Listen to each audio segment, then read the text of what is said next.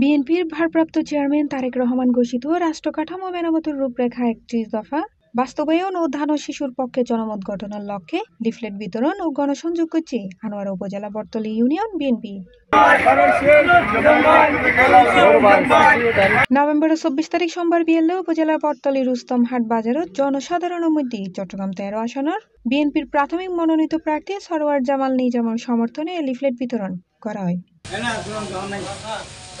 এই সময় হাট বাজারত যায় জনসাধারণের হাতে বিএনপি মনোনীত প্রার্থী ধান ও শিশুর পক্ষে ভোট কামনা করে। বটতলী ইউনিয়ন বিএনপির সাবেক সভাপতি আহমদ নুরুর সভাপতিত্বে প্রধান অতিথি আছেন বাংলাদেশ জাতীয়তাবাদী শহীদ জিয়া প্রজন্ম দলের কেন্দ্রীয় কমিটির সহ সাধারণ সম্পাদক মোহাম্মদ আবু তাহের। অন্যান্য অলমধ্যে উপস্থিত আছেন ওহিদুল আলম, ফরিদুল আলম, ইউসুফ, জামাল, টিটু, শাহাবুদ্দিন, মঈনুদ্দিন, শাহ আলম সহ আর বহুত কেউ।